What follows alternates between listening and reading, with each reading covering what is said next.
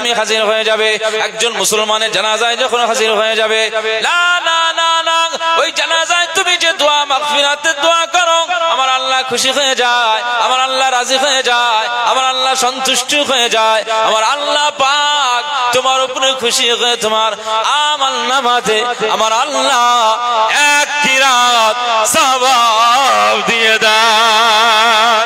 মুসলমানের ছেলেরা, এ নবীর উম্মত উম্মতিরা, খুব খেয়াল করে শুনুন, আকা মাওলা রাসূলুল্লাহ সাল্লাল্লাহু আলাইহি ওয়াসাল্লাম জানিয়ে দিয়েছেন, না না না, যখন ওই জানাজা সম্পন্ন হয়ে যাবে, তখন ওই মাইয়েতের ওই খাটিয়াটা যখন তার ছেলেরা জামাইরা ধরে নিয়ে কবর মঞ্জিলে চলে যাবে, কবরের জায়গায় চলে যাবে, ইমাম হুজুর যখন মিনহা খালাকনাকুম পড়বে, ওয়া ফিহা নুঈদুকুম পড়বে, ওয়া মিনহা নুখরিজুকুম পড়বে তারাতান উখরা, এই কোরআনের আয়াতগুলো যখন পড়বে, তুমিও শামিল হয়ে যাবে, তুমিও মাটি মঞ্জিলে হাজির হয়ে যাবে, 3 মুঠা মাটি নিয়ে তুমি ওই কবরে দাফন করে দেবে। এই মানুষটার এই মাইয়াতের কবরে যখন দাফনে শামিল হয়ে যাবে, আমার আল্লাহ পাক তোমার উপরে এত খুশি হয়ে যাবে, তোমার উপরে এত রাজি হয়ে যাবে, আমার আল্লাহ পাক তোমার আমলনামাতে আরো এক কিরাত সওয়াব দিয়ে দেবে। ছেড়ে বলবেন না? তাহলে টোটাল আপনার কয় কিরাত হয়েছে? 2 কিরাত। এখন সাহাবীরা যখন শুনেছেন যে 2টা কিরাত সওয়াব, এই কিরাতের অর্থ কতটা, কিরাতের ওজন কতটা, কিরাতের পাওয়ার কতটা, এটা তো আমরা জানি না। ইয়া রাসূলুল্লাহ, ইয়া হাবিবাল্লাহ, হুজুর এই কিরাতের ওজন কতটা? আপনি বললেন যে 2টো কিরাত সওয়াব হবে, এক জানাজায় শরীক হওয়া, 2 কবর মঞ্জিলে গিয়ে দাফন শরীক হয়ে যাওয়া। এই 2টা কাজ করলে তার আমলনামাতে 2 কিরাত সওয়াব হবে, কিন্তু কিরাতের ওজনটা কতটা? এখানে আপনারা যারা বসে আছেন, মক্কা মদিনাতে গেছেন? মক্কাতুল মুকাররমা, মদিনাতুল মুনাওয়ারাতে গেছেন? উমরা বা হজে কেউ গেছেন? জাননি, হয়তো অনেকে আছেন, গেছেন গ্রামের। আলহামদুলিল্লাহ, আমি দোয়া করি আল্লাহ পাক আপনাদের জীবনে একবার হলেও ওই মক্কাতুল মুকাররমা এবং মদিনাতুল মুনাওয়ারার মতো একটি রহমতের জায়গাতে আমার আল্লাহ জীবনে একবার অন্তত সফর করার আল্লাহ তৌফিক দান করেন। বলুন আল্লাহুম্মা আমিন। একটু মহব্বতে বলতে পারলেন না আল্লাহুম্মা আমিন? আরে বাবা, দুনিয়াতে দার্জিলিং সালাত আদা করেন, ওই কাবা বাইতুল্লাহর কিনারা একবার দাঁড়ানোর জন্য একটা প্রচেষ্টা চালা। মক্কাতুল মুকাররমার কাবা বাইতুল্লাহ নজরে দেখবে, কিন্তু স্বপ্ন ছিল যে আল্লাহ মক্কাতুল মুকাররমা মদিনাতুল মুনাওয়ারাতে যাবে, আপনার ঘর একটু দেখবে। আর আমার নূর নবীজি সারা জীবন না দেখে দরুদ পড়ি, না দেখে সালাম পড়ি, ইয়া নবী সালামু আলাইকা পড়ি, কিন্তু একবার কি নূর নবীজির রওজার কিনারায় দাঁড়াতে পারবো না? এরকম শখ জাগতো। আল্লাহর কি মর্জি, আমার এক হাজী সাহেব ভাই খুব মহব্বত করেন, খুব। আমি সেই ভাইয়ের জন্য দোয়া চাই, আল্লাহ তার দুনিয়া আখিরাতে হায়াত যেমন দুনিয়াতে আল্লাহ দারাজ করে দেন, দুনিয়া আখিরাতের কল্যাণ আল্লাহ হাজী সাহেবকে দান করেন। বলুন আল্লাহুম্মা আমিন। ওই হাজী সাহেব আমাকে 3 বার নিয়ে গেছেন। 2023-এ হজ পাকে নিয়ে গেছেন, 2024-এ উমরাতে নিয়ে গেছেন, 2025-এ উমরাতে নিয়ে গেছেন। আলহামদুলিল্লাহ, এই 3 বার সফর করেছি, 3 বারই কাবা বাইতুল্লাহ তাওয়াফ করেছি, নূর নবীজির রওজার কিনারায় দাঁড়ানোর সুযোগ পেয়েছি। বলুন তো, আমার মতো একজন নরমাল ব্যক্তি, ওই জায়গায় যাওয়ার স্বপ্ন ছিল কিন্তু টাকা নাই, আল্লাহ যে কোনো ভাবেই ওসিলা করে দিয়েছে। কথা বুঝতে পারছেন? আপনারাও খাঁটি নিয়ত করেন, এবং ওখানে আমরাও কাবা বাইতুল্লাহ দাঁড়িয়েতে দোয়া করেছি যে আল্লাহ, আমি আব্দুল মুনাইম, আমি পশ্চিম বাংলার বিভিন্ন জায়গাতে বিভিন্ন মাহফিলে আমি ওয়াজ নসিহতের জন্য বের হই, তো আপনার নবীর উম্মাতদেরকে সবাইকে আমাকে যেমন নিয়ে এসেছেন, সব উম্মাতেরা যেমন দরুদ পড়ে, নবীর শানে নাত শরীফ পড়ে, নবীর শানে সালাম পড়ে, তো নূর নবীজির উম্মাতদেরকে নূর নবীজি রাসূলুল্লাহ অনেক ভালোবাসে, গুনাহগার উম্মাতদের জন্য সবসময় কেঁদেছে। তো আমি যে সমস্ত জায়গায় মাহফিলে যাই, গোটা বাংলার বিভিন্ন জায়গাতে, এই সব মাহফিলের কমিটি এবং সেই জায়গার শ্রোতাগুলোকেও আমার আল্লাহ আপনি একবার অন্তত মদিনা শরীফ এবং কাবা বাইতুল্লাহতে আপনি হাজির করিয়ে দেবেন, এরকম দোয়া করেছি। আপনারা বলেন আল্লাহুম্মা আমিন। আল্লাহ যেন কবুল করেন। মুসলমানের ছেলেরা, এ নবীর উম্মত উম্মতিরা, খুব খেয়াল করে শুনুন, কাবা বাইতুল্লাহ নজর ভরে দেখলে অন্তরে দোয়া কবুল হয়ে যায়। ওই কাবাতে আপনি বসে বসে শুধু ঘর দেখবেন, আল্লাহর খানায় কাবা বাইতুল্লাহটা দেখবেন। আমার আল্লাহ পাক এই মর্যাদা সম্পন্ন ঘরের বরকতে আপনার আমল নামাতে রহমত নাজিল করে দেবে। রাসূলুল্লাহ সাল্লাল্লাহু আলাইহি ওয়াসাল্লাম বলেছেন, এই খানায় কাবায় আসলে 120টা করে রহমত নাজিল হয়ে যায়। খানায় কাবা বাইতুল্লাহর কাছে এসে কেউ যদি নামাজ আদায় করে, কেউ যদি তাওয়াফ করে, তার আমল নামায় আমার আল্লাহ 60টা করে রহমত নাজিল করে দেন। কেউ যদি নামাজ আদায় করেন তো তার আমল নামাতে আমার আল্লাহ 40টা করে রহমত নাজিল করে দেন। না না, আর কেউ যদি শুধু কিছুই করলো না, তাসবিহ পড়লো না, কোরআনও তেলাওয়াত করলো না, সালাত আদা করলো না, তাওয়াফও করলো না, শুধু খানায় কাবা নজর দিয়ে দেখছেন আর বলছেন এটা আমার আল্লাহর ঘর, আল্লাহর ঘর, আল্লাহর ঘর, এই নজর দিয়ে শুধু কাবা ঘর দেখলে আমার আল্লাহ তার উপরে 20টা করে রহমত নাজিল করে দেয়। 120টা করে রহমত নাজিল হয়। সেই রহমতের জায়গা জীবনে যাওয়ার চেষ্টা করুন। আজকের একটা ঘটনা বলি, দুঃখজনক ঘটনা। আমাদের ভারতবর্ষের হায়দ্রাবাদের একটা কাফেলা উমরাতে গেছিলেন, আজকেই অ্যাক্সিডেন্টের খবর। ডিজেল ট্যাঙ্কারের সাথে অ্যাক্সিডেন্ট হয়েছে বাস। মক্কা থেকে আর মদিনাতে যাওয়ার সময় ওই বাস অ্যাক্সিডেন্ট হয়ে যাওয়ার ফলে 42 জন ভারতীয় হাজিরা ইন্তেকাল হয়ে গেছে। বলুন ইন্না লিল্লাহি ওয়া ইন্না ইলাইহি রাজিউন। আহা, গোটা বাসটা দাউ দাউ করে জ্বলে উঠেছে। ওফ, বেশিরভাগ সব মহিলারা ইন্তেকাল হয়েছে, পুরুষের সংখ্যাটা কম। সম্ভবত 28 জনের মতো মহিলা আর বাকি সব পুরুষ। আমরা এয়ারপোর্টে যখন যাই না, আমাদের বাড়ির মানুষ যারা আমাদেরকে ছাড়তে আসে, চোখ দিয়ে পানি গড়িয়ে যায় বিদায় দেওয়ার সময়। স্বাভাবিক হয়, একটা দূর সফরে গেলে সবাই টেনশনে থাকে যে কি হবে না হবে, কিভাবে আসবে। আর বিভিন্ন উমরা দোয়ার মাহফিলে আমরা যাই, দোয়াও চাই, আল্লাহ এই বাড়ি থেকে বের হচ্ছেন, আল্লাহ আবার বাড়িতে ফিরিয়ে আনবে, এভাবে দোয়া চাই। আজকে হায়দ্রাবাদের যারা ইন্তেকাল হয়েছে তাদের বাড়িতে এখন প্রতিটি বাড়িতে কান্নার রোল উঠেছে না ওঠেনি বলে? সব বাড়ি এখন শোকে শোকাতুর। আহা, হয়তো এদের কাছে এটা দুনিয়াবি ক্ষেত্রে একটু কষ্টের বিষয়, কিন্তু মনে রাখতে হবে মক্কাতুল মুকাররমা এবং মদিনাতুল মুনাওয়ারাতে যারা ইন্তেকাল হয়ে যায়, ওই মাটিতে ইন্তেকাল হলে ওখানে তাদের দাফন হয়ে গেলে আকা মাওলা রাসূলুল্লাহ সাল্লাল্লাহু আলাইহি ওয়াসাল্লাম বলেছেন যে কিয়ামতের ময়দানে তাদের সুপারিশ আর শাফাআতের জিম্মাদারি আমি নূর নবীজির উপরে ওয়াজিব হয়ে যায়। একবার জোরে বলুন সুবহান। আখিরাতের দৃষ্টিতে অনেক ভালো।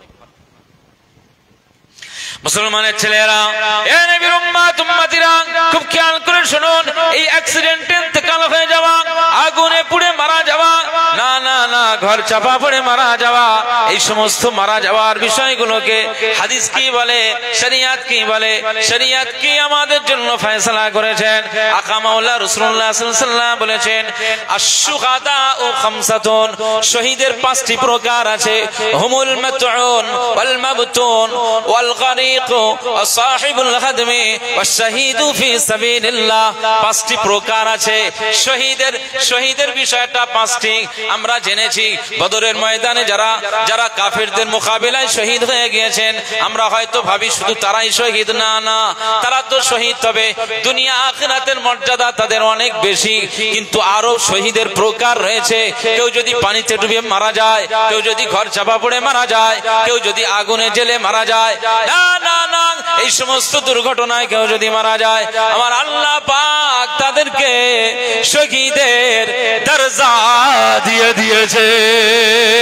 মুসলমানের ছেলেরা, এ নবীর উম্মত উম্মতিরা, খুব খেয়াল করে শুনুন, আজকে শহীদের 5টি প্রকার। আল আল মাতউন, কেউ যদি মহামারীতে মারা যায়, কেউ প্লেগে যদি মারা যায়, না প্লেগে মারা গেলে, মহামারীতে মারা গেলে, এরকম মহামারীতে এরকম দুর্ঘটনায় মারা গেলে আকা মাওলা রাসূলুল্লাহ সাল্লাল্লাহু আলাইহি ওয়াসাল্লাম বলেছেন আমার আল্লাহ তাদের দরজাটা শহীদের দরজা দিয়ে দেবে। 2 নম্বরে ওয়াল মাবতুন, কেউ যদি পেটের রোগে আক্রান্ত হয়ে মারা যায়, যাদের ক্যান্সার হয়ে গেছে, যাদের আলসার হয়ে গেছে, না অনেকে এরকম বড় পেটের সমস্যা নিয়ে ভোগে, পেটের যন্ত্রণায় ছটফট করে, বিভিন্ন ডাক্তার আর কবিরাজ আর তদবির করে আর হসপিটালে ছুটে ছুটে আর পারে না, ঘরের ভিতরে যন্ত্রণায় কাতরাতে তাদের মওত হয়ে যায়। আকা মাওলা রাসূলুল্লাহ সাল্লাল্লাহু আলাইহি ওয়াসাল্লাম ঘোষণা করেছেন ওয়াল মাবতুন, দ্বিতীয় প্রকার পেটের সমস্যায়, পেটের রোগে আক্রান্ত হয়ে যন্ত্রণায় ছটফট করতে করতে করতে করতে ওই মানুষটা যদি মারা যায়, ওই মানুষটার ইন্তেকাল খাস, ওই মানুষটার ইন্তেকালটা আমার আল্লাহ সাধারণ ইন্তেকাল নয়, সাধারণ মওত নয়, আমার আল্লাহ পাক পেটের রোগীকে শহীদের দরজা দিয়ে দেবে।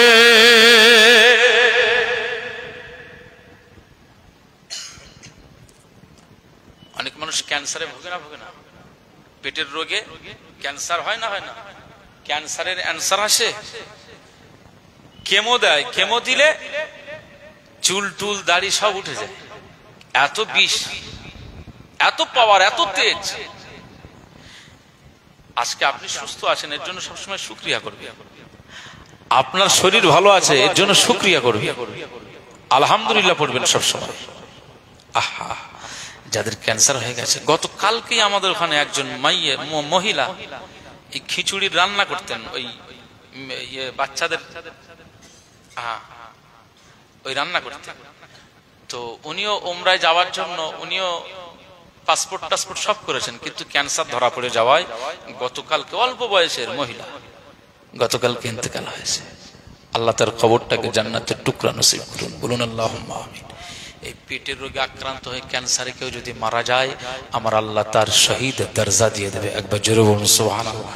ওয়াল গারিক, কেউ যদি পুকুরে ডুবে মারা যায়, বহু শোনা যায় খবর যে অমুকের ছেলেটা পুকুরে ডুবে মারা গেছে।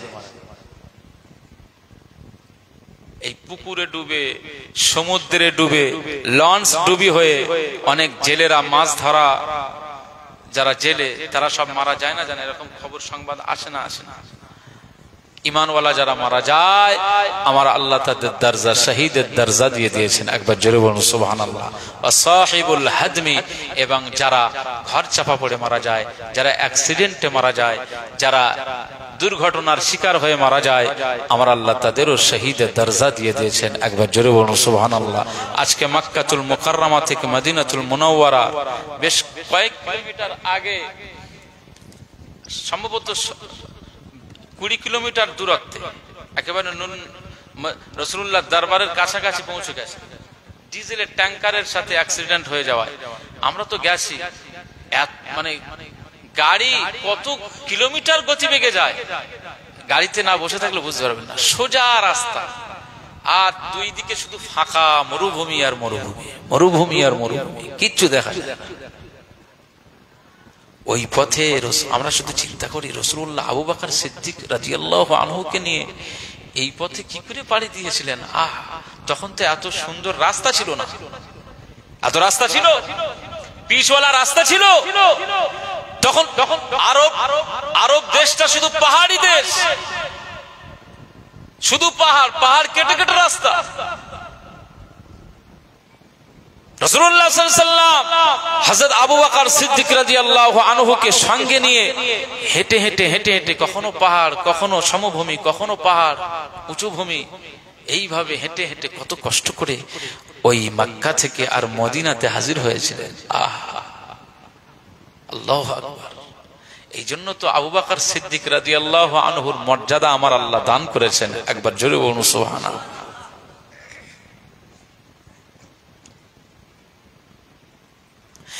إذ يقول لصاحبه لا تحزن إن الله معنا।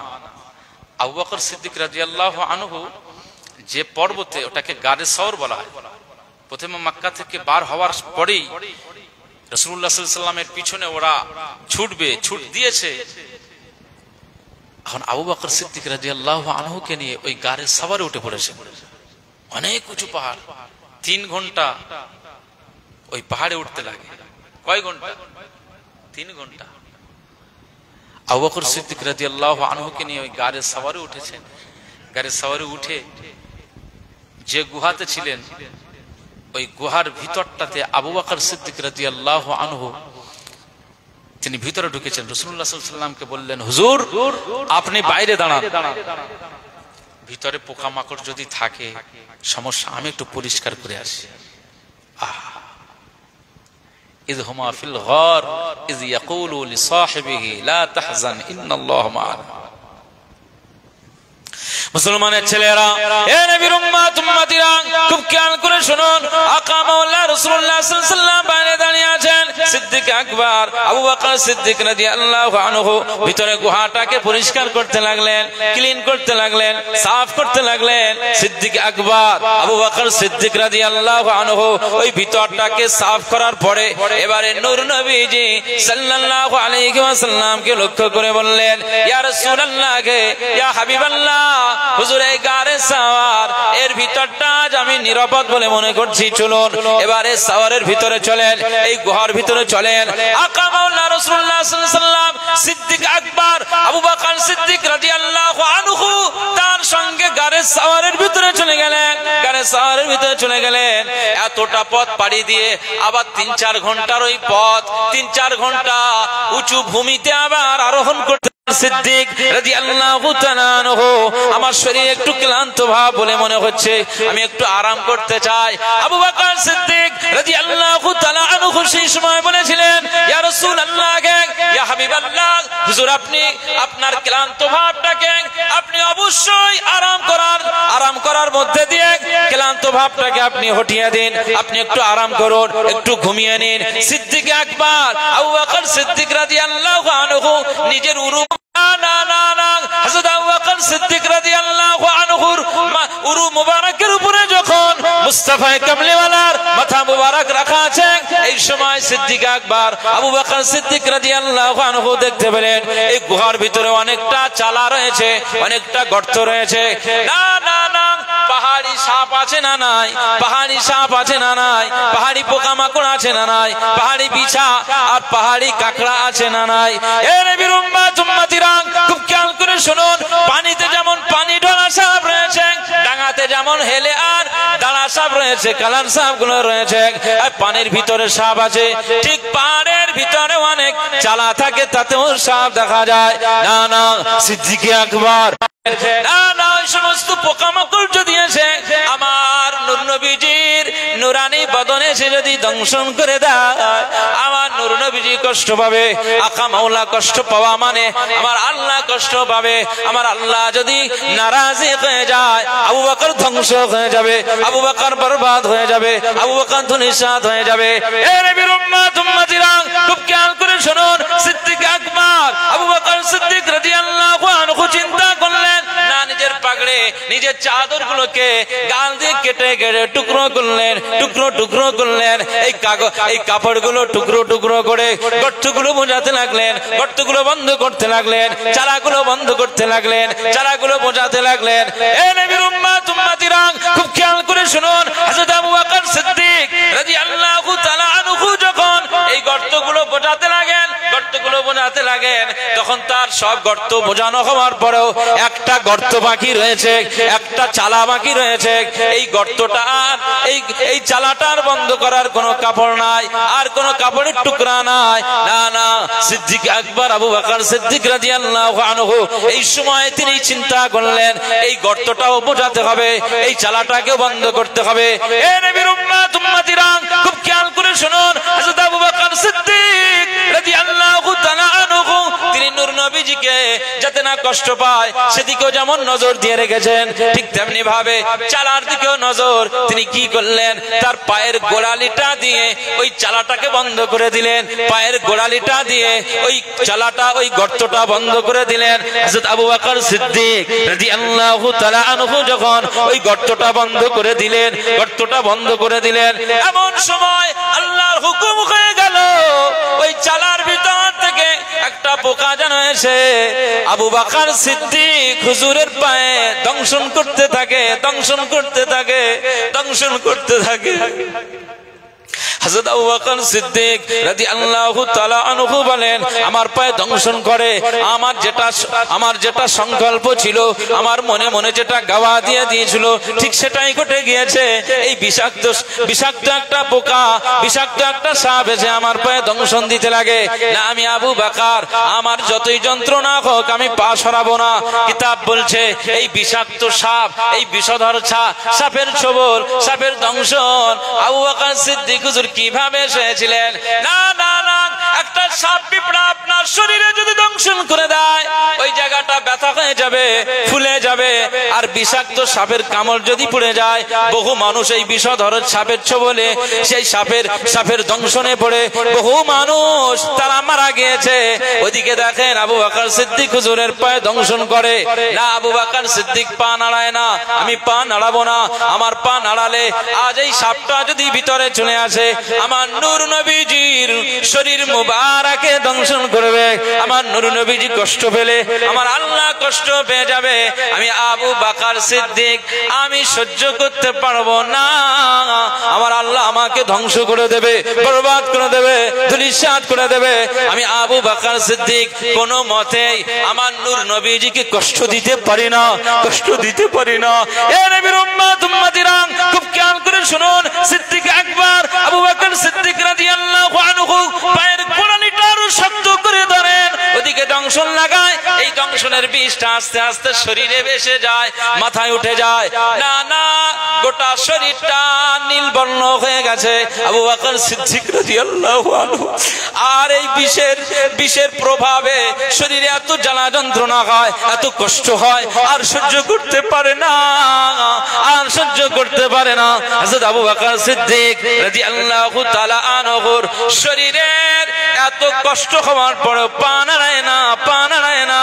এমন সময় এত যন্ত্রণা সহ্য না করতে পেরে হুজুরের চোখ মুবারক থেকে পানির ফোঁটাটা আকা মাওলা রাসূলুল্লাহ সাল্লাল্লাহু আলাইহি ওয়াসাল্লামের পেশানি মুবারকে পড়ে যায়।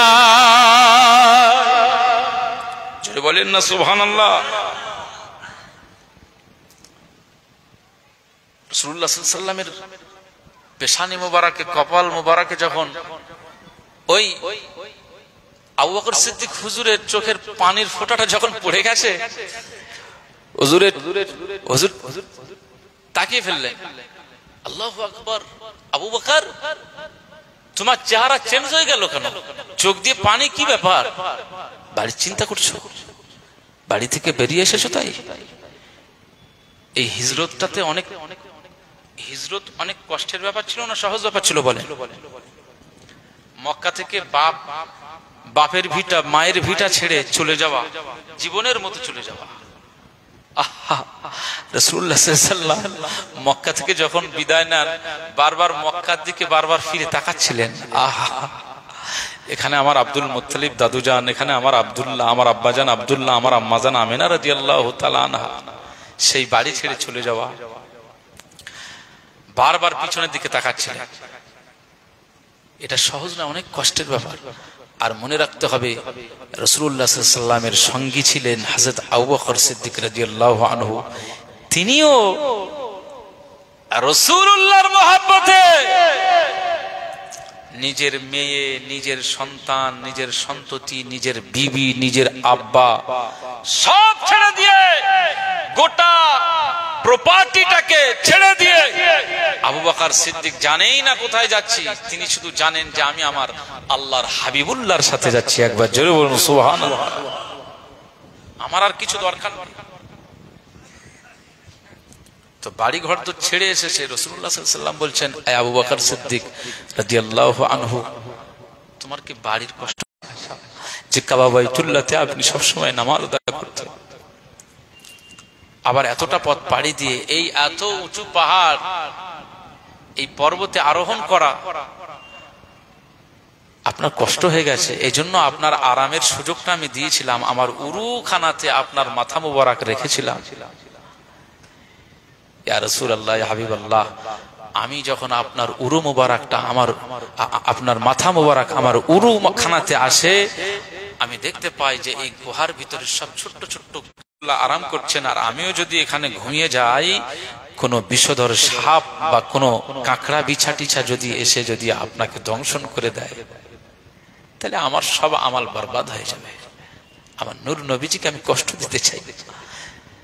ইয়া রাসূলুল্লাহ, ইয়া হাবিবাল্লাহ, হুজুর আমি আবু বকর সিদ্দিক রাদিয়াল্লাহু আনহু আমার পাগড়ি খানাকে কেটে টুকরো টুকরো করলাম, এই কাপড়গুলোকে নিয়ে আমি গর্তগুলো বোঝালাম, এই গর্তগুলোকে আমি বুঝিয়ে বুঝিয়ে না না সমস্ত চালাগুলো আমি বন্ধ করে দিলাম। সমস্ত চালাগুলো যখন বন্ধ নাই, আমার কোনো কাপড় নাই, সেটা দিয়ে আমি ওই গর্তখানাকে আমি বন্ধ করে দিতে পারি।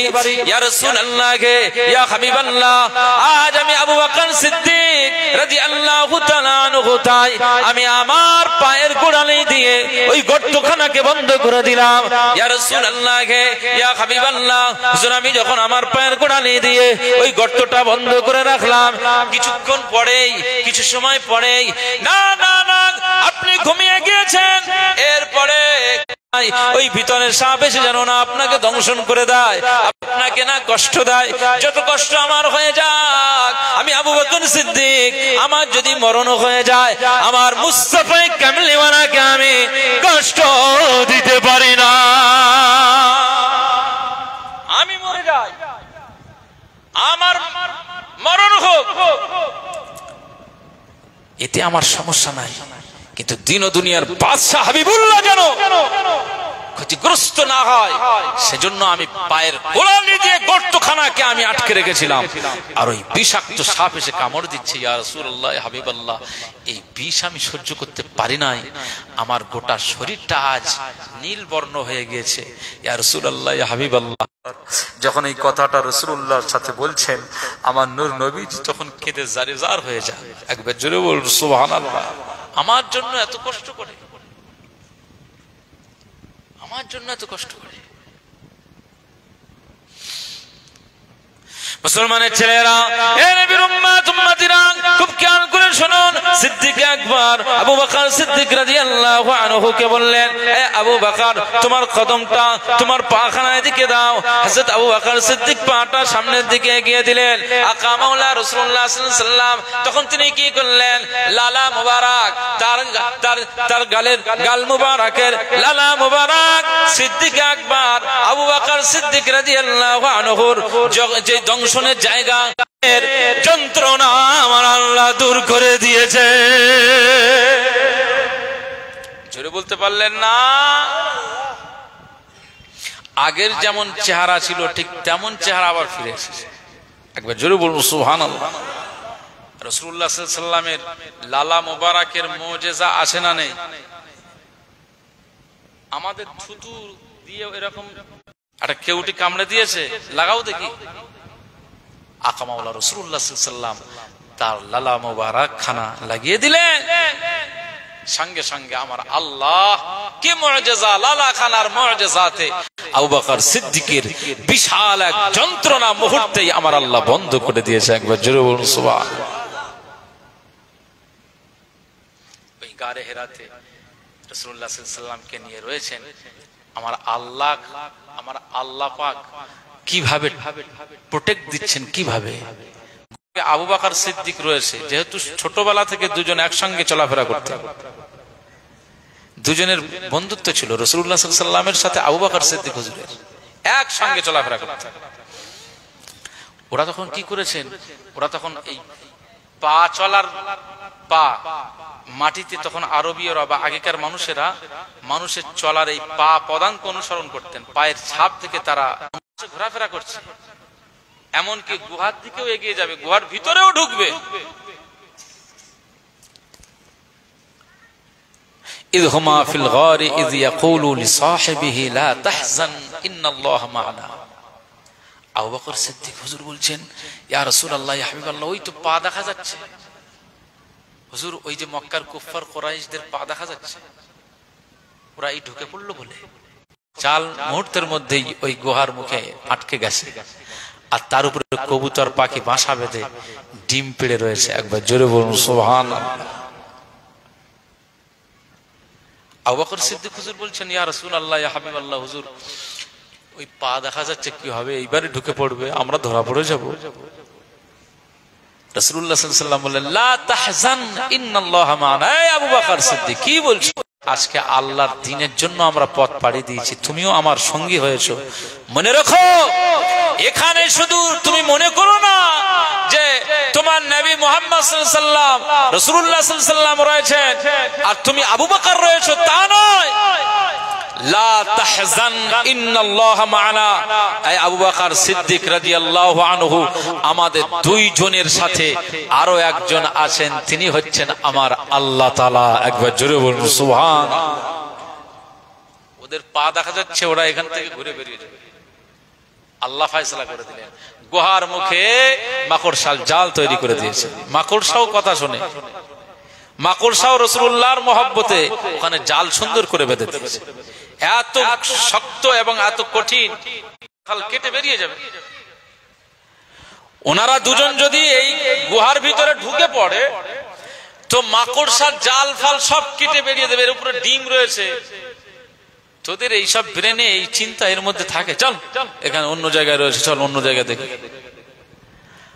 আর নিজেরাই ওখান থেকে বেরিয়ে এসেছে আমার আল্লাহ আবু বকর সিদ্দিক এবং মুস্তাফা কামলিওয়ালাকে আমার আল্লাহ কাফের মুশরিকদের থেকে, জালিমদের থেকে আমার আল্লাহ প্রোটেক্ট দিয়েছেন। একবার জোরে বলুন সুবহানাল্লাহ। জোরে বলবেন না সুবহানাল্লাহ? আপনারা কি একটু ঝিমানো ভাব চলে এসেছে? দিকের মানুষ আপনারা তাকবীরের আওয়াজ দেবেন না। আমি একটু দেখি আপনাদের কেমন আওয়াজের পজিশন। ডান দিকের মানুষ আওয়াজ দেবেন, আগে ডান দিক। নারায়ে তাকবীর। আচ্ছা, আমার এই সোজাসুজি ওই বাঁশ, ডান দিকের মানুষ আপনারা আর আওয়াজ দেবেন না। এবার বাম দিকের মানুষের দেখি আমরা পজিশন। নারায়ে তাকবীর। বাম দিকের আওয়াজ বেশি, এটা মানতে হবে। তবে সন্তানদেরকে আমরা তাড়াবো এরকম একটা চিন্তা, কিন্তু দেখা গিয়েছে পরিসংখ্যান আল্লাহ পাক মুসলমানদের জায়গায় মুসলমানদেরকেই রেখে দিয়েছে। একবার জোরে বলবেন না সুবহানাল্লাহ? শুধুমাত্র আপনার আইডেন্টিটি বা নাম ধামগুলো একটু ঠিকঠাক কারেকশন করে নেবেন। কারণ যারা বদমাইশি করে তারা সারা জীবনেই বদমাইশি করে, ওদের জীবনে বদমাইশি জীবনে সোজা হবে না। সাপ বেঁকে চলে না, সোজা চলে, বেঁকে চলে। আল্লামা পীর সাইফুদ্দিন হুজুর কেবলার দরবারে আমরা মানে জিকিরের মাহফিলে যেতাম, তো উনি দোয়াতে বলতেন, মানুষদেরকে বলতেন যে ভালো হয়ে চলে। ভালো কবে হবেন? মারা গেলে। ও হে সাপ, ও হে সর্প, সারা জীবন তুমি একে বেঁকে চললে। আলীর উপরে সোজা হয়ে শুয়ে রয়েছে, আজ শটান আলীর উপরে শুয়ে পড়লে, সোজা হয়ে সারা জীবন তুমি একে বেঁকে চললে। এখন তোমার প্রাণ আমার আল্লাহ কেড়ে নিয়েছে, তাই সোজা হলে। আল্লামা সাইফুদ্দিন হুজুর কেবলা এই ধরনের করে ওয়াজ করতেন, শুনেছেন আপনারা? তো এরা বেঁকে চলবে সবাই, যতদিন পর্যন্ত না আল্লাহর পক্ষ থেকে রিয়াকশন আসবে, এ সোজা হবে না। তবে আসবে, রিয়াকশন আসবে। ঈমানওয়ালারা আমরা যারা শুধু ঈমানটাকে মজবুত করেন, মুসলমানের ছেলেরা, হে নবীর উম্মত উম্মতিরা, খুব খেয়াল করে শুনুন। আমার আল্লাহ পাক আমাদের সুসংবাদ দিয়ে দিয়েছেন, ওয়ালা তাহিনু ওয়ালা তাহজানু ওয়া আনতুমুল আ'লাউনা ইন কুনতুম মুমিনিন। আমার আল্লাহ পাক বলে দিয়েছেন, এই ঈমানদারেরা, এই আমার মুমিনেরা, আমি আল্লাহ পাক জানিয়ে দিলাম, এই পৃথিবীর জমিনে যদি তোমরা সত্যিকার অর্থে মুমিন হয়ে যাও, সত্যিকার অর্থে যদি ঈমানদার হয়ে যাও, আমি আল্লাহ পাক জানিয়ে দিলাম, যতই বিপদ আসুক না কেন, যতই মুসিবত আসুক না কেন, যতই তোমাদের সামনে ষড়যন্ত্র হোক না কেন, আমি আল্লাহর উপরে ভরসা করো, আমি আল্লাহর উপরে ভরসা করো। না না না, কষ্ট হবে, সহ্য করো, সবর করো। ইয়া আইয়ুহাল্লাযীনা আমানু সুবিরু ওয়া সাবিরু ওয়া রাবিতু। আমি আল্লাহ পাক জানিয়ে দিলাম, পৃথিবীর জমিনে তোমরা একটু ঈমানদার সবরের উপরে দাঁড়িয়ে থাকো, আর তোমরা স্ট্রং ভাবে দাঁড়িয়ে থাকো, লাআল্লাকুম তুফলিহুন। আমি আল্লাহ পাক জানিয়ে দিলাম, একটু সবরের পরিচয় দিলে, ধৈর্যের পরিচয় দিলে আমি আল্লাহর পক্ষ থেকে গায়েবী মাদাত চলে আসবে। কাফির মুশরিকদের, বেঈমানদের বিরুদ্ধে আমি আল্লাহ তোমাদেরকে বিজয় দিয়ে দেব। চলে বলবেন না, একটু ধৈর্য ধরতে হবে। তো আজকে আমি আপনাদের তাকবীরে এই দিকের মানুষের সংখ্যা কম, এজন্য হয়তো আওয়াজ বেশি, বাম দিকের মানুষের সংখ্যাটা বেশি, এজন্য আওয়াজটা বেশি, এদিকে আওয়াজ কম। তো এবারে আমি ডান দিকের মানুষদের সংখ্যায় কম হলেও আওয়াজটা এবার একটু দেখতে চাই। হ্যাঁ, ট্রায়াল নেব, বলেন আপনারা? আর একবার চান্স হবে? নারায়ে তাকবীর, মাশাআল্লাহ, আলহামদুলিল্লাহ। এইবার আর আপনাদের ট্রাই করব না, এইদিকে যা চেয়েছি ওতেই হয়ে যাবে, আলহামদুলিল্লাহ। একটু সবাই মিলে তাকবীর দান তো, নারায়ে তাকবীর। তালডাঙ্গা গ্রামের বার্ষিক ইসালে সওয়াব, তালডাঙ্গা গ্রামের বার্ষিক ইসালে সওয়াব, সিলসিলায়ে হক মুজাদ্দিদুজ জামান, সিলসিলায়ে হক ফুরফুরা শরীফ। আজ তালডাঙ্গা গ্রামের বার্ষিক ইসালে সওয়াব মাহফিলের শ্রোতা বৃন্দ, আমাদের এলাকার সম্মানিতা মা এবং বোনেরা, জোরে বলেন জিন্দাবাদ, নারায়ে তাকবীর। একটু প্রাণ খুলে মোহব্বতে দরুদ শরীফ, আল্লাহুম্মা সাল্লি আলা সাইয়্যিদিনা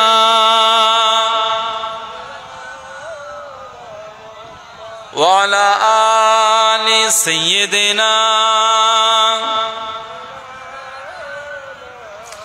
আমার সাথে সবাই পড়েন, সাল্লে আলা, সাল্লে আলা, সাল্লে আলা, সাল্লে আলা, সাল্লে আলা, সাল্লে আলা, সাল্লে আলা, সাল্লে আলা খায়রুল ওয়ারা নূরুল হুদা, খায়রুল ওয়ারা নূরুল হুদা, সাল্লে আলা, সাল্লে আলা শামসুদ দুহা বদরুদ দুজা, শামসুদ দুহা বদরুদ দুজা, সাল্লে আলা, সাল্লে আলা, সাল্লে আলা, সাল্লে আলা, সাল্লে আলা।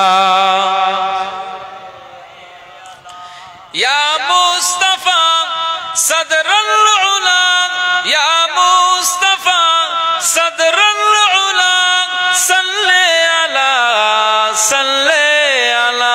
ইয়া মুজতাবা কাহফল ওয়ারা, ইয়া মুজতাবা কাহফল ওয়ারা, সাল্লে আলা, সাল্লে আলা, সাল্লে আলা, সাল্লে আলা, সাল্লে আলা। এই সাল্লে আলা বলছেন মানে কি জানেন? আপনার নূর নবীজির উপরের আপনি দরুদ পড়ছেন। সাল্লে আলা মানে আল্লাহ আপনার পক্ষ থেকে রহমত আমার নূর নবীজির উপরে নাজিল করে দেন। একবার জোরে বলুন সুবহানাল্লাহ। তালডাঙ্গা গ্রামের মানুষ আমরা, মদিনা শরীফে আমাদের নেতা আছেন, এখন সেই নেতার গুণগানে যখন সাল্লি আলা বলছি, আমার রাসূলুল্লাহ খুশি হবেন না বেজার হবেন? আর আমার আল্লাহ পাক খুশি হবেন না বেজার হবে? খুশি হবেন। এই জন্য মহব্বত বেশি বেশি পড়বে। महबूबे रब्बुल आलमीन, महबूबे रब्बुल आलमीन, तुम हो इमामुल मुरसलीन। बोलবেন সুবহানাল্লাহ। महबूबे रब्बुल आलमीन, महबूबे रब्बुल आलमीन, तुम हो इमामुल मुरसलीन, तुम हो इमामुल मुरसलीन। ए खातिमे कुल अंबिया, ए खातिमे कुल अंबिया, सल्ले अला, सल्ले अला, सल्ले अला, सल्ले अला, सल्ले अला, সাল্লি আলা সাল্লি আলা সাল্লি আলা সাল্লি আলা তুমগো বাগারে যা ফিজা তুমগো বাগারে যা ফিজা সারা জাগা তুমসে সাজা। ছেড়ে বলবেন না সুবহানাল্লাহ। এই আকাশের চন্দ্র সূর্য নক্ষত্র গ্রহাণুপুঞ্জ এই যা কিছু পাহাড় পর্বত সমুদ্র এই যা কিছু দুনিয়া আসমান যা কিছু সাজিয়েছেন কার ওসিলায়? আমার নূর নবীজির ওসিলায়। একবার জোরে বলুন সুবহানাল্লাহ।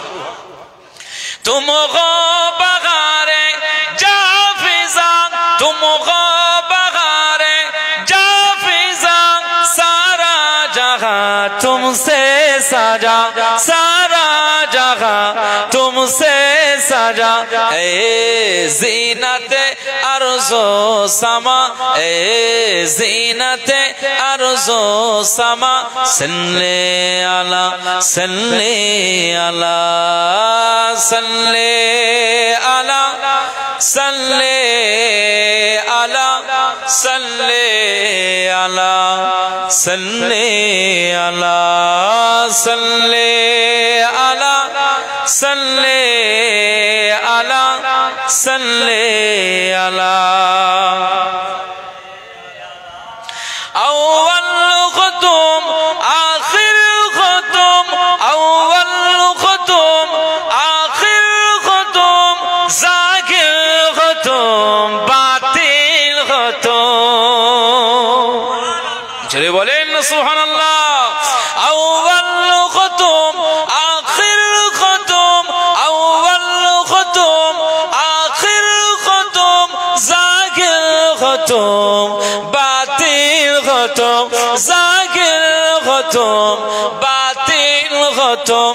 तुम मुब्तदा तुम मुंतहा तुम मुब्तदा तुम मुंतहा सल्ले अला सल्ले अला सल्ले अला सल्ले अला सल्ले अला सल्ले अला खैरुल वरा नूरुल खुदा खैरुल वरा नूरुल खुदा सल्ले अला सल्ले अला शम्सुद्दुहा बदरुद्दुजा शम्सुद्दुहा बदरुद्दुजा सल्ले अला सल्ले अला सल्ले अला सल्ले अला सल्ले अला सल्ले अला अल्लाहुम्मा सल्ले अला।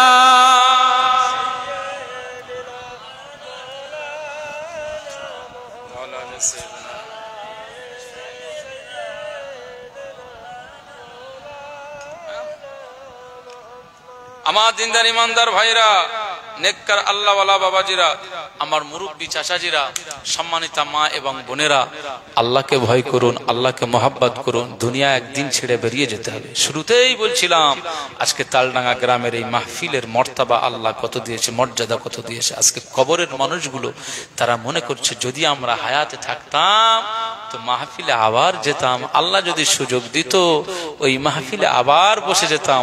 এটা কবর থেকে তারা মনে করছে। আজকে আপনারা হায়াতে রয়েছেন, বহু মানুষ এখন জিন্দা রয়েছেন, এই মাহফিলে এই মজলিসে এই সমস্ত জলসাতে তারা এসে বসতে চায় না, এরা কপাল ফাটা। আজকে আপনাদের দরজা আল্লাহ অনেক বুলন্দ করে দিয়েছেন। যারা এই মাহফিলে প্রবেশ করেছেন আমার আল্লাহ আজকের দিনের সগীরা গুনাহগুলোকে আমার আল্লাহ মাফ করে দিচ্ছেন। একবার জোরে বলুন সুবহানাল্লাহ।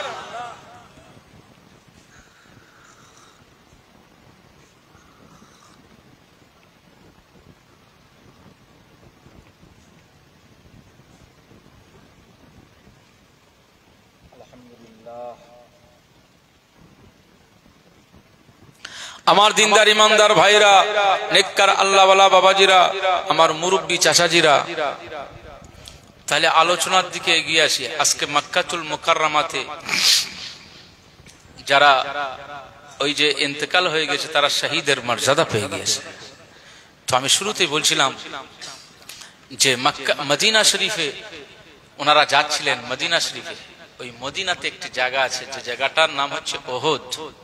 ওহুদ ওহুদ একটি পাহাড়ের নাম, ওহুদ একটি পাহাড়ের নাম, প্রায় 6 কিলোমিটার 7 কিলোমিটার লম্বা, 3 কিলোমিটার 2.5 থেকে 3 কিলোমিটার চওড়া, এটা ওহুদ পাহাড়। আমি শুরুতেই বলছিলাম যে আপনি মাইয়েতের জানাজায় যখন হাজির হবেন, মৃত্যু ব্যক্তির জানাজায় হাজির হবেন, আপনার আমলনামায় কয় কিরাত? 1 কিরাত। আর যেই কবরস্থানে চলে যাবেন, মাটি মানজিল করবেন, মাটি দাফন করবেন, কয় কিরাত? 1 কিরাত। টোটাল 2। টোটাল 2। মুসলমানের ছেলেরা, এ নবীর উম্মত উম্মতিরা, খুব খেয়াল করে শুনুন। আকা মাওলা রাসূলুল্লাহ সাল্লাল্লাহু আলাইহি ওয়াসাল্লাম বলেছেন, এই পৃথিবীর জমিনে তুমি যখন মাইয়েতের জানাজায় হাজির হয়ে যাবে, তোমার জানাজায় হাজির হওয়ার কারণে আমার আল্লাহ পাক তোমার আমলনামাতে 1 কিরাত সওয়াব দিয়ে দেবে। আর ওই মাইয়েতের কবরস্থানে চলে যাবে, তার কবরে যখন দাফন করবে, মাটি মানজিল করবে, এই মাটি মানজিল করার জন্য আমার আল্লাহ তোমার উপরে খুশি হয়ে আরো 1 কিরাত সওয়াব দিয়ে দেবে। সাহাবারা প্রশ্ন করেছিলেন, ইয়া রাসূলুল্লাহ, ইয়া হাবিবাল্লাহ, কিরাতের ওজন কতটা? কিরাত বলতে কি? এই কিরাত সম্পর্কে তো আমরা জানি না। আকা মাওলা রাসূলুল্লাহ সাল্লাল্লাহু আলাইহি ওয়াসাল্লাম বলে দিয়েছেন, হে আমার সাহাবীরা, আমি রাসূলুল্লাহ সাল্লাল্লাহু আলাইহি ওয়াসাল্লাম জানিয়ে দিলাম, এই 1 কিরাতের পরিমাণটা যদি তোমরা জানো, ওর ওজনটা যতটা আমার আল্লাহ পাক 1 কিরাতের ওজন ততটা করেছে। না না না, 1 কিরাতের ওজন হলো একটা ওহুদ পাহাড়, 2 কিরাতের ওজন হলো 2টা ওহুদ পাহাড়। পৃথিবীর জমিনে যদি আপনি কোনো মাইয়েতের জানাজায় যান আর তার কবর মুবারকে গিয়ে যদি 3 মুঠা মাটি দিয়ে দেন, ওহুদের পরিমাণে তুমি সওয়াব পেয়ে যাবে।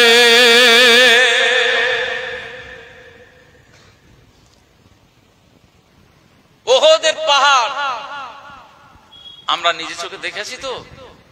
রাসূলুল্লাহ বলেছেন, ওহুদ আমাকে ভালোবাসে আর আমিও ওহুদ পাহাড়কে ভালোবাসি।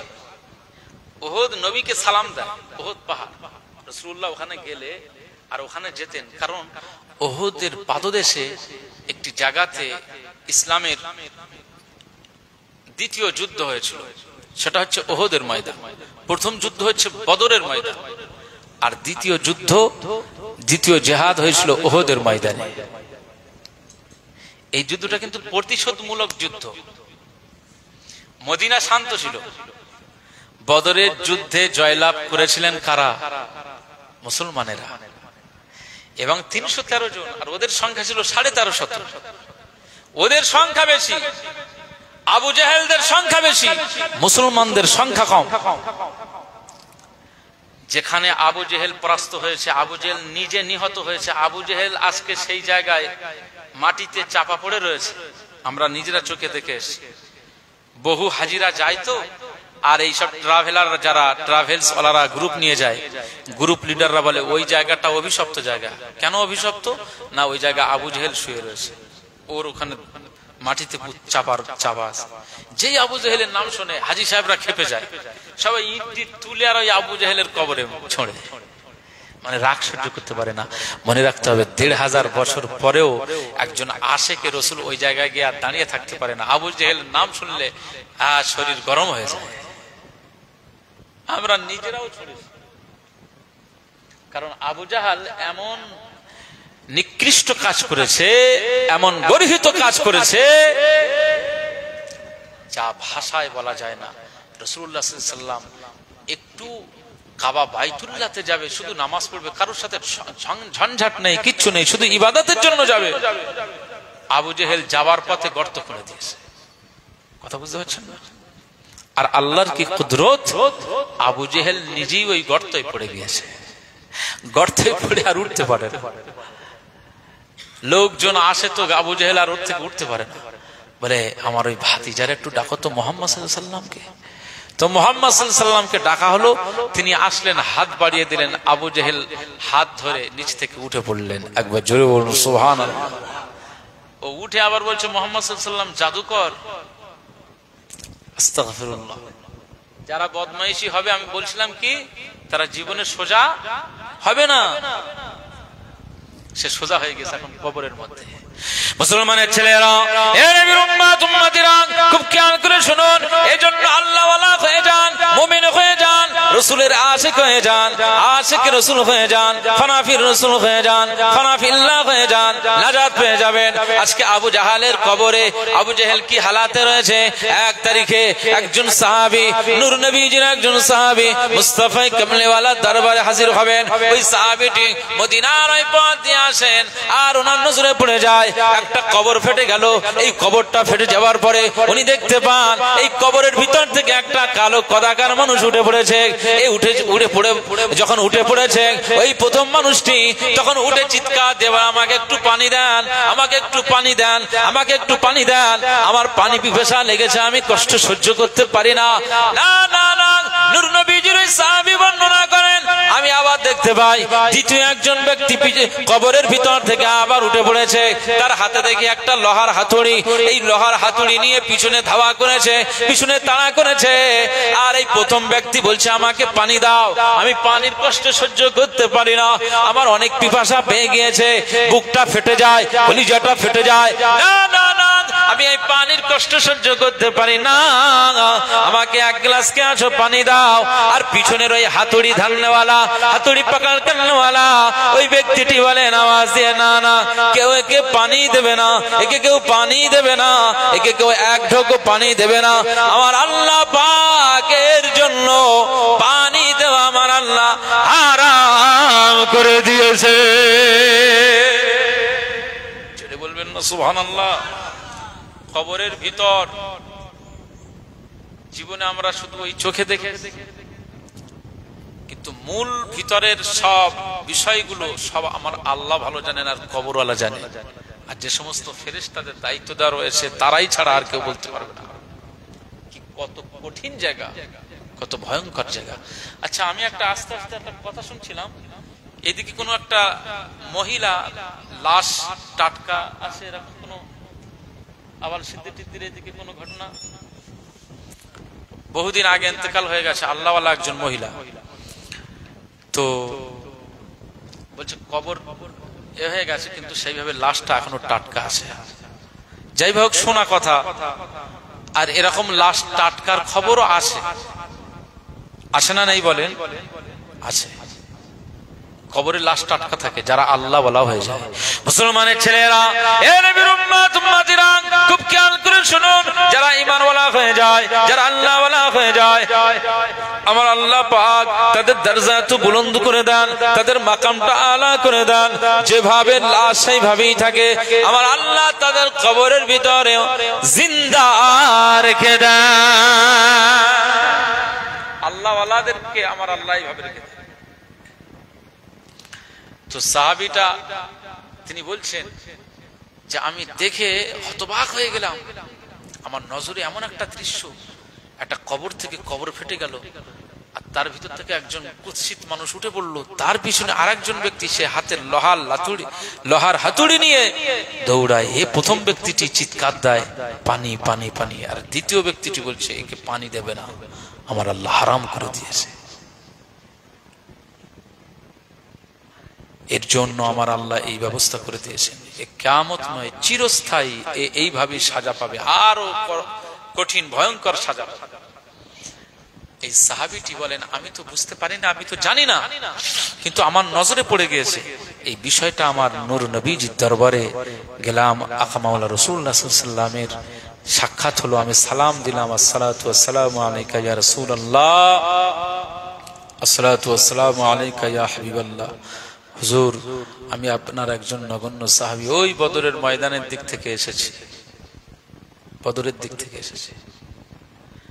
মুসলমানের ছেলেরা, এ নবীর উম্মত উম্মতিরা, খুব খেয়াল করে শুনুন, আকা মাওলা রাসূলুল্লাহ সাল্লাল্লাহু আলাইহি ওয়াসাল্লামের এই সাহাবীটি নূর নবীজিকে লক্ষ্য করে বলতে লাগলেন, ইয়া রাসূলুল্লাহ গে, ইয়া হাবিবাল্লাহ, হুজুর আমার নজরে একটি আকস্মিক বিষয় আমার নজরে পড়ে গেল, একটা অবাক ঘটনা আমার নজরে এসে গেছে, একটা অবাক করা ঘটনা আমার দৃশ্যের মধ্যে পড়ে গেছে।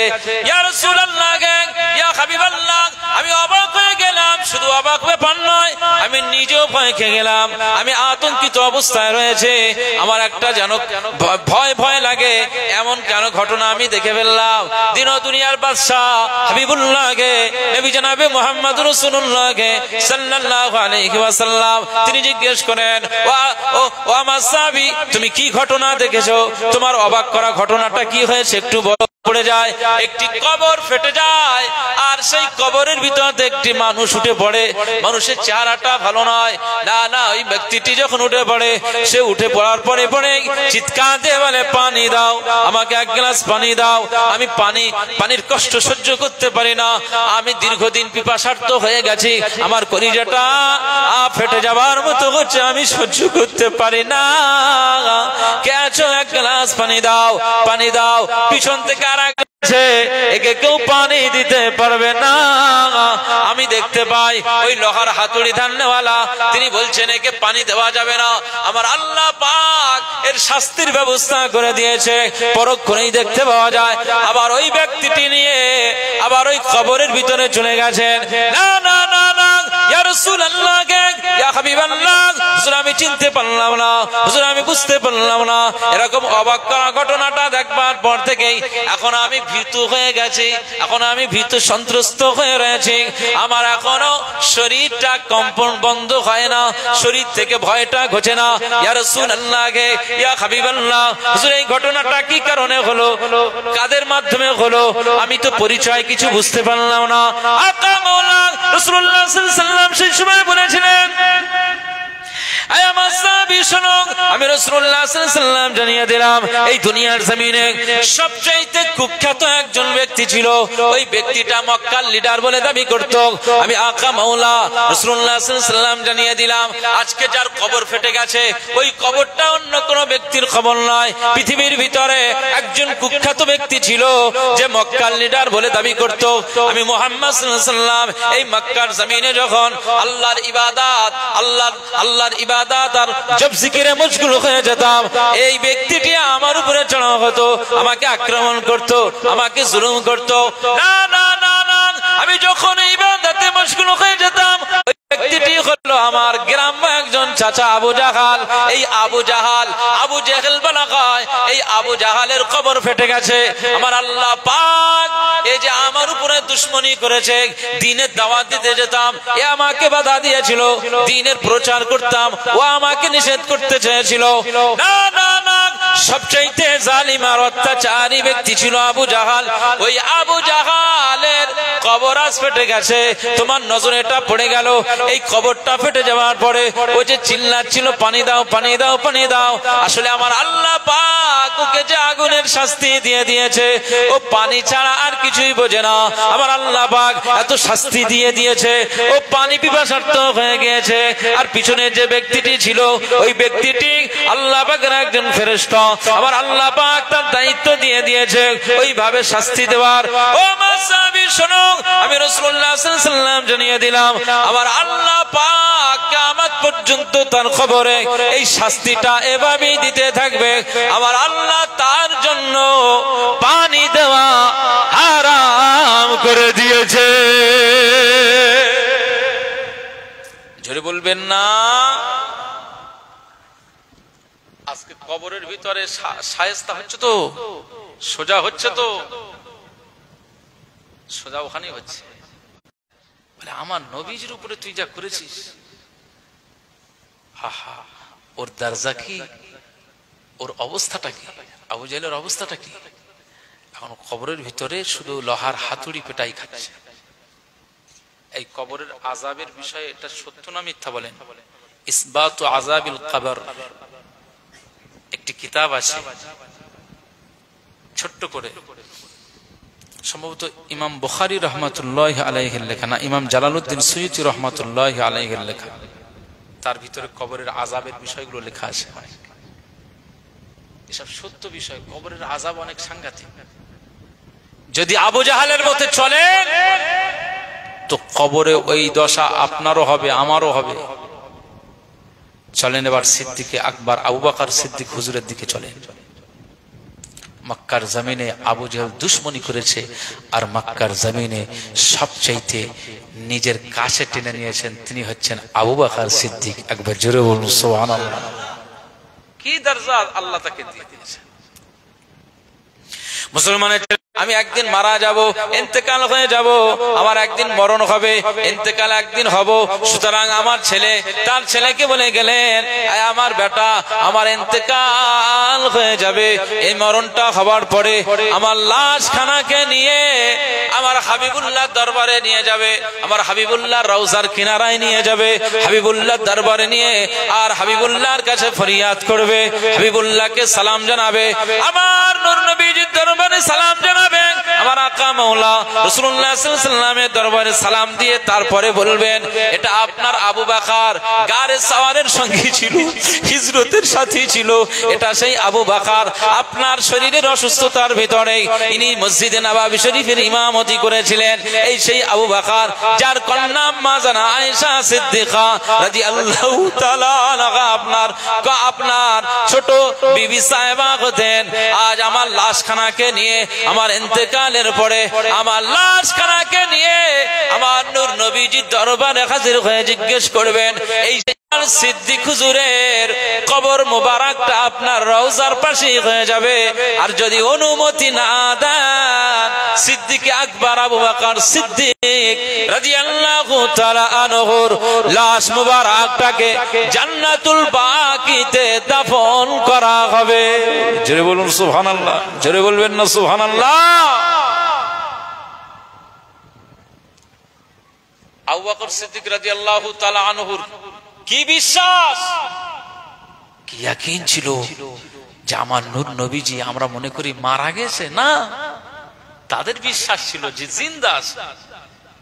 আমার ইন্তেকালের পরে আমি আবু বকর সিদ্দিক রাদিয়াল্লাহু আনহু আমার ইন্তেকালের পরে আমার লাশখানাকে নিয়ে আমার রাসূলুল্লাহর দরবারে যাবে, আমার রাসূলুল্লাহর দরবারে গিয়ে অনুমতি নেবে, জিজ্ঞেস করবে, সালাম দেবে। হযরত আলী রাদিয়াল্লাহু আনহুকে বললেন, আপনারা একটু এই কাজগুলো করবেন, আমার নবীজি দরবারে গিয়ে সালাম জানিয়ে বলবেন যে আপনার সাদিক আপনার বন্ধু এসেছে। আবু বকর সিদ্দিক রাদিয়াল্লাহু আনহু আমাদেরকে ওসিয়াত করেছে যে ইয়া রাসূলুল্লাহ ইয়া হাবিবাল্লাহ, হুজুর আপনার পাশে তার কবর মোবারক হওয়ার স্বপ্ন, তিনি আপনার পাশেই থাকতে চান। মুসলমানের ছেলেরা, এ নবীর উম্মত উম্মতিরা, খুব খেয়াল করে শুনুন, ইয়া রাসূলুল্লাহ ইয়া হাবিবাল্লাহ, এই কথা বলে বলবেন যে আবু বকর আপনার পাশেই থাকতে চায়, কারণ মক্কাতে সাথী ছিল, মদিনাতে সাথী ছিল, বদরের সাথী ছিল, উহুদের সাথী ছিল, সব জায়গায় আবু বকর আপনার পাশেই থেকেছিল। আজ ইন্তেকালের পরে আবু বকর নবী ছাড়া থাকতে চায় না, নবী ছাড়া অন্য জায়গায় থাকতে চায় না। সিদ্দিক আকবর আবু বকর সিদ্দিক রাদিয়াল্লাহু তাআলা আনহু তার নবীর পাশেই থাকতে চায়। জোরে বলবেন না সুবহানাল্লাহ, জোরে হবে না সুবহানাল্লাহ, নারে তাকবীর।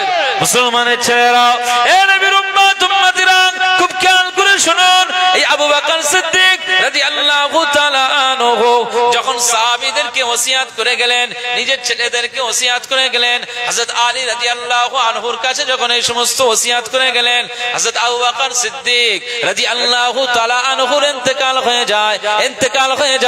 ইন্তেকাল হয়ে যাওয়ার পরে দেখতে পাওয়া যায় না না না, সব সাহাবীরা তার ওসিয়াত মোতাবেক হযরত আলী রাদিয়াল্লাহু আনহু আর সব সাহাবীরা তার ওসিয়াত মোতাবেক তার লাশখানা নিয়ে চলে যায়। তার লাশখানাকে গোসল দিয়ে কাফন পরিয়ে নিয়ে জানাজা করে নিয়ে সব লাশখানাকে নিয়ে মদিনার মসজিদে নববী শরীফের ওই মসজিদে নববী শরীফের পাশে আমার নূর নবীজির ঘর ছিল, আম্মা জান আয়েশা সিদ্দিকা রাদিয়াল্লাহু আনহার বাড়ি ছিল, ওই হুজরা মুবারাকেই দাফন হয়ে গিয়েছে।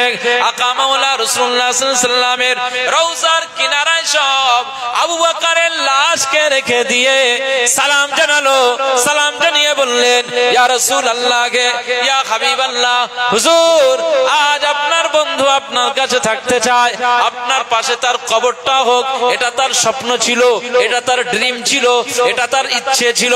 ইয়া রাসূলুল্লাহ, ইয়া হাবিবাল্লাহ, হুজুর তিনি ইন্তেকালের আগে ওসিয়াত করে গিয়েছিলেন আমার নূর নবীজির কাছে নিয়ে যাবে। আমার নূর নবীজি যদি বলেন, আমার আকা মাওলা রাসূলুল্লাহ সাল্লাল্লাহু আলাইহি ওয়াসাল্লাম যদি অনুমতি দেন, তাহলে আমি আবু বকরের লাশটাকে রওজার ভিতরে দাফন করে দেবে। আর যদি অনুমতি না মেলে জান্নাতুল বাকিতে দাফন করে দেবে।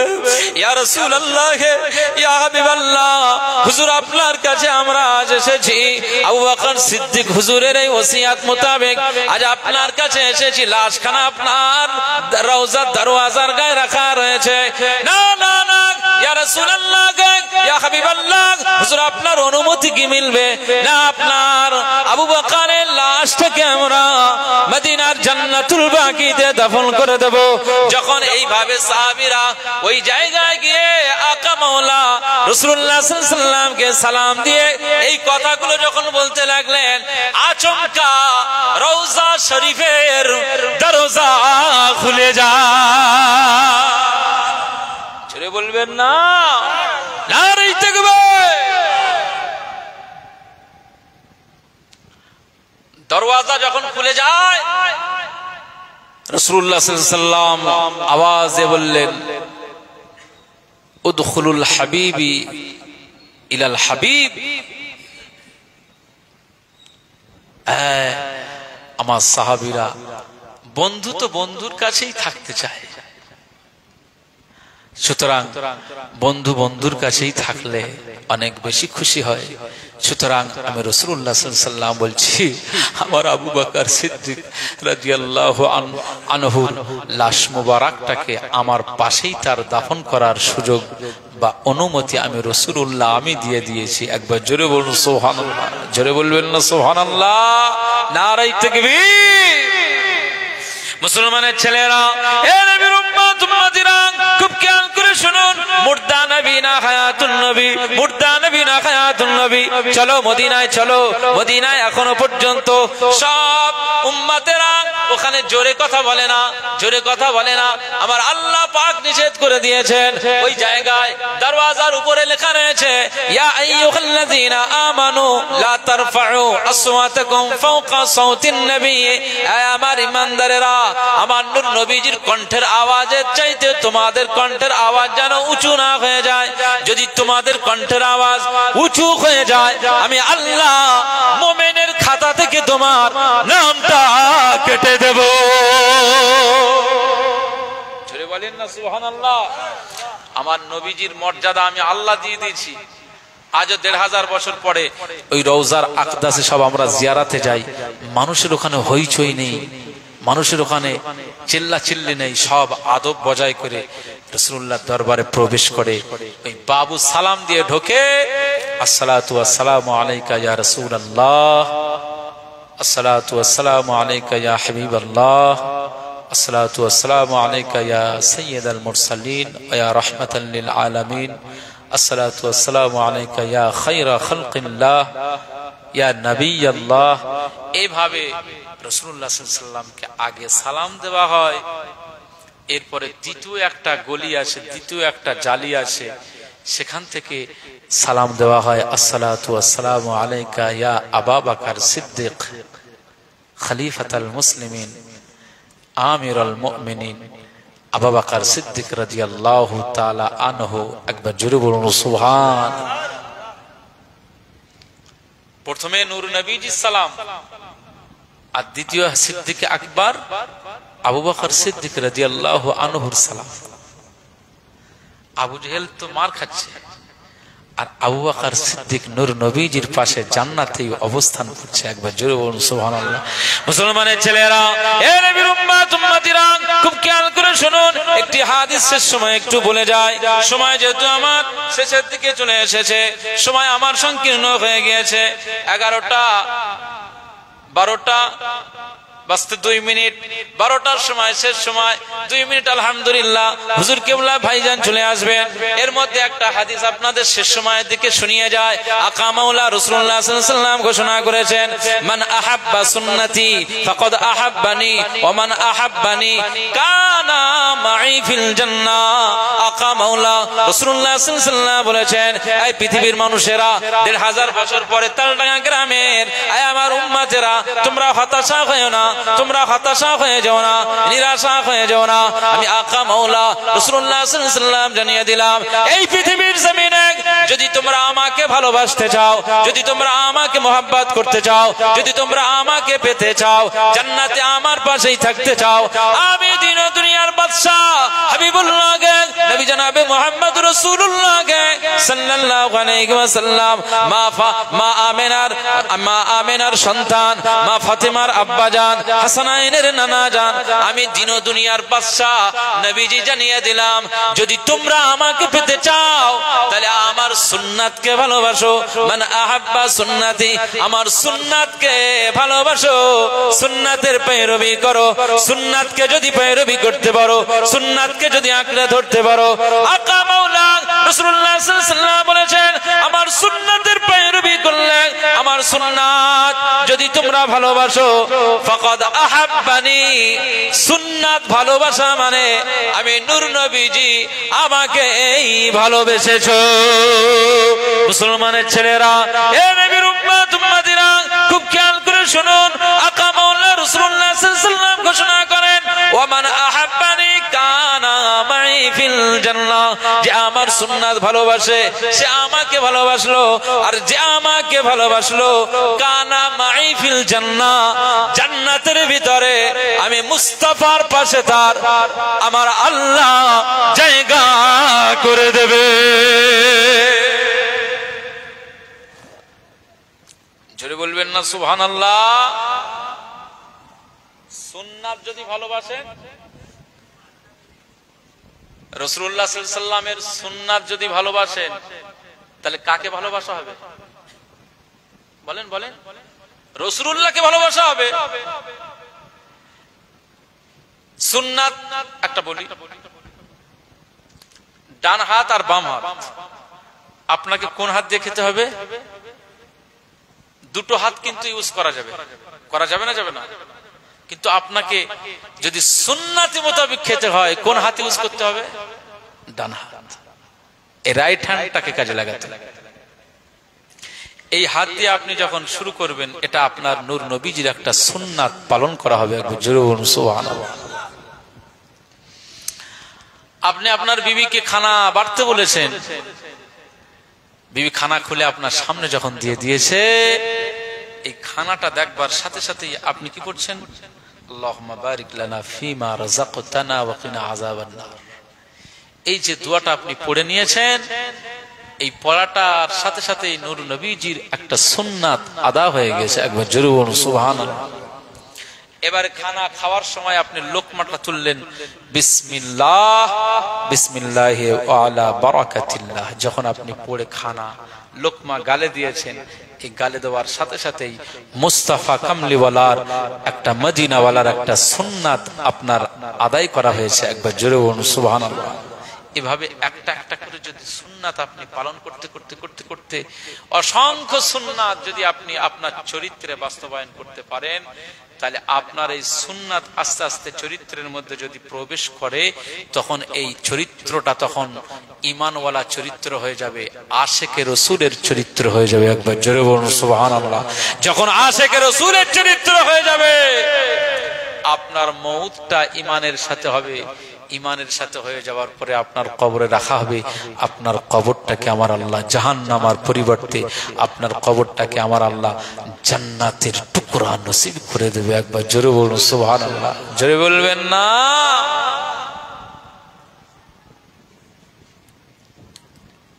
এবার একটা টাটকা কড়া সুন্নাতের কথা বলি। কড়া, কঠিন।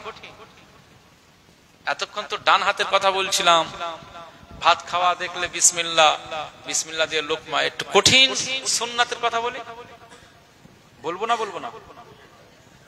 বলবো। আচ্ছা বলছি একটু মহব্বতের সঙ্গে দরুদ শরীফ আল্লাহুম্মা সাল্লি আলা সাইয়্যিদিনা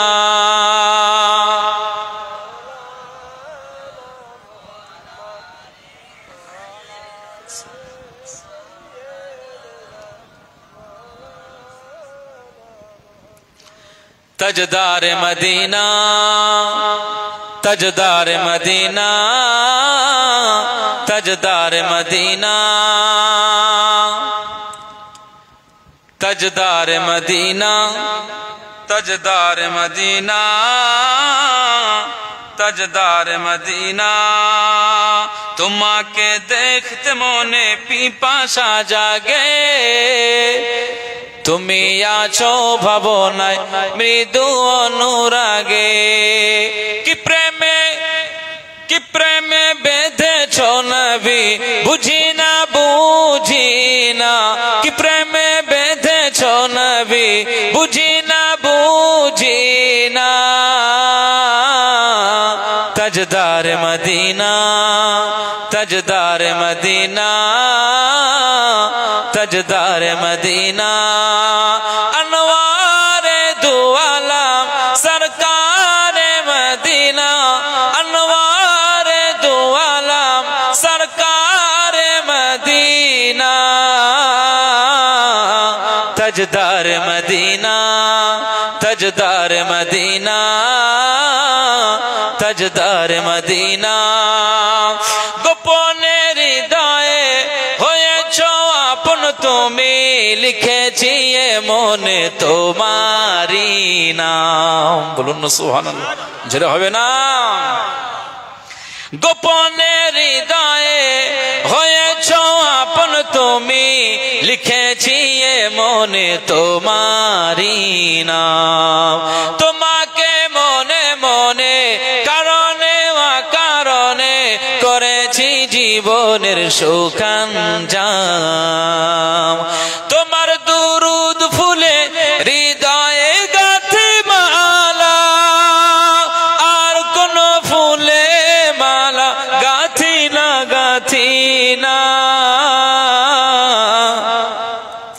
तजदार मदीना तजदार मदीना तजदार मदीना अनवारे दो आलम सरकार मदीना अनवारे दो आलम सरकार मदीना तजदार मदीना तजदार मदीना नयने नूर तुमी नूरेरी तारा हृदये सुर तुमी सुरेरी धारा नयने नूर तुमी नूरेरी तारा हृदये सुर तुमी सुरेरी धारा तुम्हार प्रेमे दिल खुजे पाए मंजिल तुम्हार प्रेमे दिल खुजे पाए मंजिल ए आकाश जमीन मतवारा या नबी अल्लाह मरहबा या शाफी अल्लाह मरहबा अनवारे दो आलम सरकार मदीना अनवारे दो आलम सरकार मदीना तजदार मदीना तजदार मदीना तजदार मदीना अनवारे दो आलम सरकार मदीना अनवारे दो आलम सरकार मदीना तजदार मदीना तजदार मदीना बोल सुभान अल्लाह अस्सलामु अलैकुम तकबीर दान नारे तकबीर नारे तकबीर औलाद मुजद्दिदुज ज़मान औलाद मुजद्दिदुज ज़मान भाईजान हुजूर किबला भाईजान हुजूर किबला पीरजादा अलहाज हजरत मौलाना मुंतकिम सिद्दीकी भाईजान हुजूर किबला, पीरजादा हजरत मौलाना मोहम्मद मुंतकिम सिद्दीकी भाईजान हुजूर किबला, दरबार फुरफुरा शरीफ, औलाद मुजद्दिदुज ज़मान, औलाद मुजद्दिदुज ज़मान, नारे तकबीर, नारे तकबीर, अल्हम्दुलिल्लाह।